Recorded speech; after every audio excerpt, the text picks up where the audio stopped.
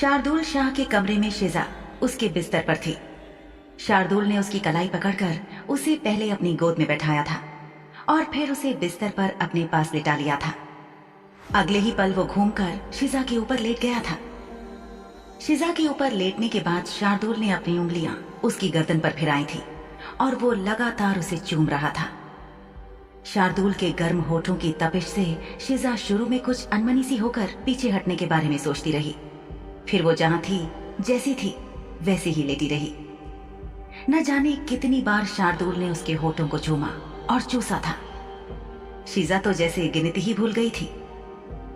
शार्दुल की ये हरकतें जो शिजा को पिघला रही थीं, वो जारी रहती अगर दरवाजे पर दस्तक न हुई होती। जिस वक्त शार्दुल पूरी गर्मजोशी के साथ शिजा से इजहार और इकरार कर रहा था, उसी समय उसके कमरे के दरवाजे पर दस्तक हुई। हालांकि शार्दुल ने दस्तक सुनकर भी शिजा के प्रति अपना प्यार जताना बंद नहीं किया था। फिर भी जब शिजा ने अपने मुंह पर हाथ रखकर कहा कि वो गुसल खाने का इस्तेमाल करना चाहती थी, तो शार्दुल ने उसे जाने दिया और दरवाजा खोला। शार्दुल का विश्वास पात्र खानसामा दयाल शार्दुल के परिषद में सहायक कर्मा के आने की खबर लेकर आया था। ये जानकर शार्दुल अपने कमरे से बाहर निकला और दरवाजा बंद करके नीचे बैठक में प्रतीक्षा करते कर्मा से मिलने नीचे चला गया। कर्मा को अदब से झुककर नमस्कार करके दयाल वापस अपना काम निपटाने रसोई घर में चला गया।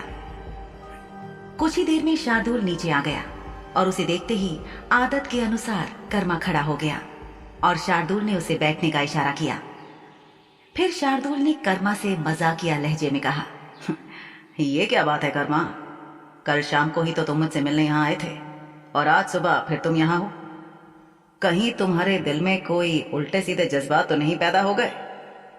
ऐसा लगता है कि तुम प्यार व्यार में पड़ गए हो और मुझे देखे बिना तुम्हारा काम नहीं चलता। शार्दुल का सहयोगी कर्मा पसीने से तरबतर हो गया, लेकिन मुस्कुराया। उसे शार्दुल से कोई प्यार व्यार नहीं हुआ था, पर वो जानता था कि अगर उसने प्रतिक्रिया दी तो शार्दुल शाह साहब उसकी और टांग खींचेंगे। शार्दुल शाह के साथ काम करते करते उसका इंसानी सहायक कर्मा इतना तो समझ ही गया था कि शार्दुल कुछ भी कहकर सामने वाले को शर्मिंदा कर सकता था। लेकिन आज ये अजीब सा मजाक सुनकर उसके दिमाग में आया कि कहीं शार्दुल लड़कियों की जगह लड़कों को तो पसंद नहीं करने लग गया था। फिर अपने सिर को झटककर कर्मा ने उस अजीब विचार को खारिज किया और समझ गया कि शार्दुल केवल उससे मजाक कर रहा था।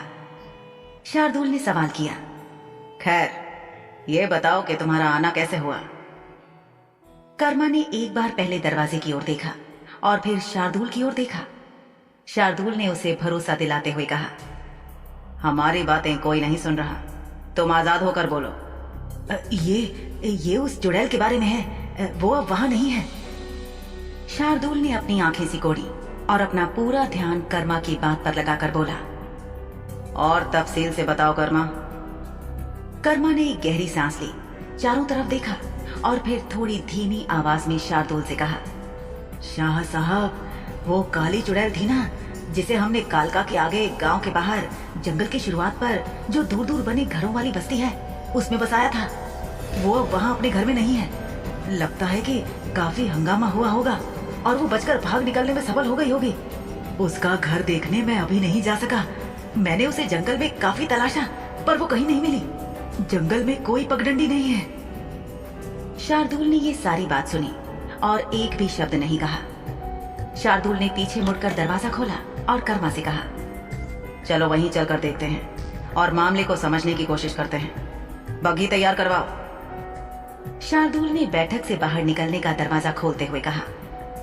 कर्मा ने अपने वरिष्ठ के इशारे को समझा और बैठक से बाहर निकलकर हवेली के नक्काशीदार 2 पल्लों वाले लकड़ी के दरवाजे से बाहर निकलकर आगे जाकर बाईं तरफ मुड़ गया।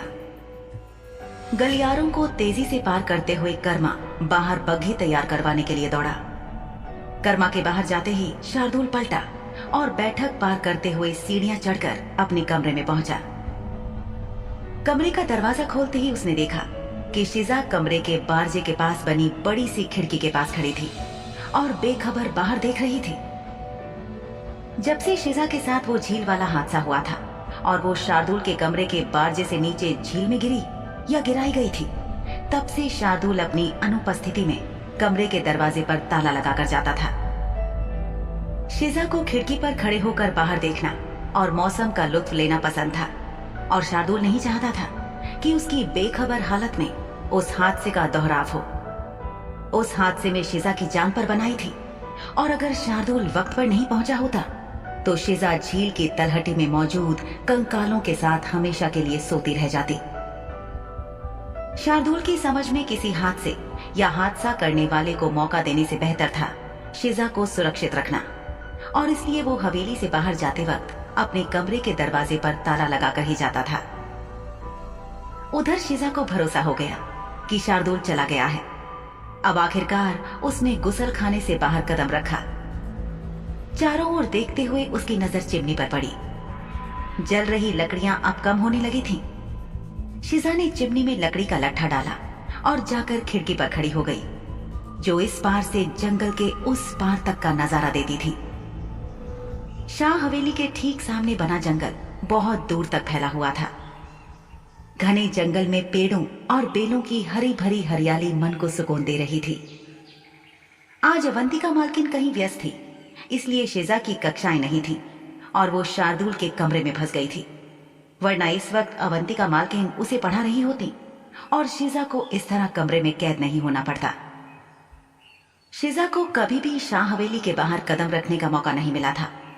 कभी अगर वो बाहर गई भी थी तो ये शार्दुल की मौजूदगी में उसी के साथ हुआ था।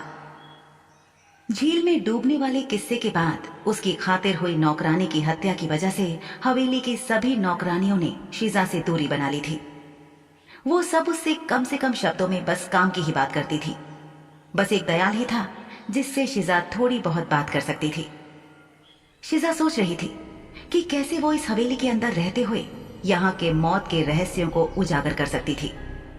इस बात का खुलासा अभी तक नहीं हुआ था कि उस रोज शिजा को झील में धक्का देने के लिए शाह परिवार के किस सदस्य ने उस नौकरानी को आदेश दिया था। शिजा को अपने कंधे पर एक हाथ महसूस हुआ था और उसके कंधे पर चोट का निशान भी था, लेकिन अजीब बात थी कि उसने खुद को धक्का देने वाले व्यक्ति को बिल्कुल भी नहीं देखा था। उसने उस दिन की हर घटना को याद करने की बहुत कोशिश की, पर शिजा को उस दोपहर की घटनाएं मुश्किल सी लग रही थी। शिजा को ऐसा लग रहा था जैसे शार्दुल साहब की शाह हवेली में आकर उसकी जान खतरे में पड़ गई हो, जैसे उसकी जान पर ताले लगे हों और धीरे धीरे एक एक ताला खुलता जा रहा हो। जिन चीजों और बातों का शिजा को इल्म भी नहीं था, वो यहाँ अचानक उसके सामने आ रही थी और शिजा अभी भी उनसे निपटने की कोशिश कर रही थी। उसके दिमाग में बहुत कुछ चल रहा था।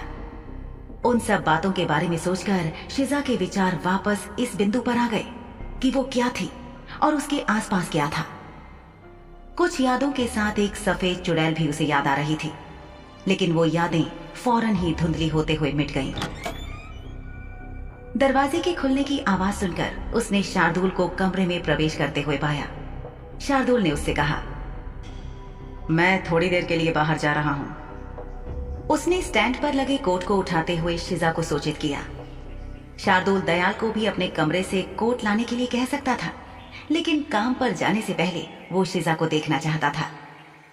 काम पर कोई फिक्र वाली बात हुई है क्या? लगभग।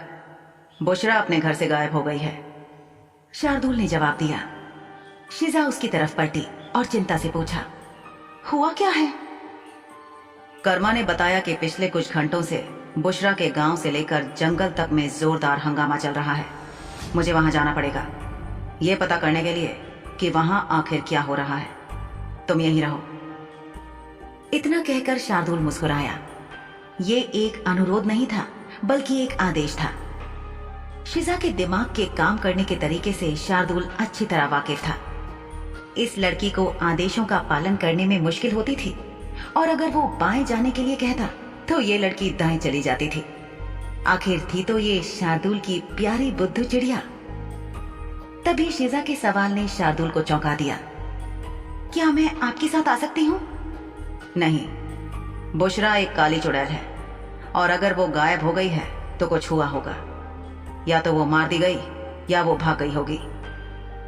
अभी हम नहीं जानते कि दोनों में से कौन सा विकल्प सच है, लेकिन कुछ भी हो, शिकारियों को शक का एक और मौका देना तो ठीक नहीं होगा। कौन से शिकारी? आप उसकी बात तो नहीं कर रहे ना, जो उस दिन बुशरा के घर तक चला आया था? हो भी सकता है और नहीं भी। अभी कुछ भी पक्के तौर पर नहीं कहा जा सकता। मैं कुछ घंटों में वापस आ जाऊंगा, शार्दुल ने कहा और दरवाजा बंद करके चला गया। शार्दुल के चले जाने के बाद शिजा सोचने लगी कि भला उस काली चुड़ैल को क्या हुआ होगा। बेशक इस बात की बहुत अधिक संभावना थी कि किसी शिकारी ने उस पर हमला करके उसे अगवा किया हो या मार डाला हो। फिर शिजा ने सोचा कि नबील को बातों में उलझाकर उस दिन उसने अच्छा ही किया था। भले ही कुछ दिन के लिए ही सही, लेकिन वो बला बुशरा के सिर से टल गई थी। उस किस्से को अभी कुछ ही दिन हुए थे। नबील गांव के किसी भी सामान्य व्यक्ति के जैसा ही दिखाई दे रहा था। बस एक बात थोड़ी अजीब थी और वो ये कि उसकी आंखें बार बार शिजा को घूर रही थी। जब वो उसे नहीं देख रही थी तब भी नबील की आंखें शिजा का पीछा कर रही थी। उस आदमी नबील ने शिजा के साथ छेड़खानी भी की थी। वो उसे अपनी ओर आकर्षित करने की कोशिशों में लगा था, लेकिन शिजा ने उसे साफ मना कर दिया था। थिएटर में काम करना शुरू करने से पहले और काम के दौरान भी लोगों ने शिजा को प्रभावित करने की कोशिश की थी, लेकिन वो कभी इस सबसे सहज नहीं थी। उसके जैसे लोगों के जीवन में हाड़ तोड़ मेहनत के बावजूद भी प्रगति हमेशा सुस्त रफ्तार होती थी। शिजा को अपने हिस्से की मेहनत एक मुश्त करनी पड़ती थी और दूसरी तरफ एक ये थे शार्दुल शाह साहब। ये बिल्कुल अलग मामला था। इस आदमी को झेलना आसान काम नहीं था और ये किसी की भी नाक में दम करने में माहिर और काबिल था। जब शार्दुल साहब को गुस्सा आता था तो वो गरीब लोगों और खास तौर से इंसानों को घिनौना किसान कहता या फिर निम्न वर्ग के गरीब कहता। शार्दुल लोगों को शर्मिंदा और प्रताड़ित भी इस हद तक करता था कि अच्छा खासा इंसान रो दे। 2 साल पहले की बात है, जब शार्दुल ने हवेली में काम करने की अक्षमता को लेकर एक नौकरानी का एक के बाद एक इतना अपमान किया कि उसके लिए सहना मुश्किल हो गया और वो लगभग रो ही दी थी। इस किस्से के बारे में शिजा का मत साफ था। वो नौकरानी या शार्दुल किसी के भी साथ नहीं थी। उस नौकरानी ने अपना काम ठीक से नहीं किया था। शायद इसकी वजह शार्दुल शाह की मौजूदगी भी थी, जिसकी वजह से वो नौकरानी सहमी हुई थी।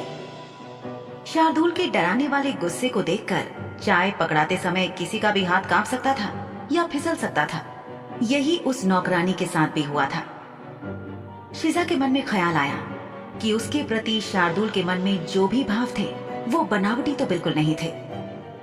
वो अचानक और अप्रत्याशित रूप से जाहिर होते थे और शिजा की आत्मनियंत्रण की दीवारों को रोज थोड़ा थोड़ा करके दरका देते थे।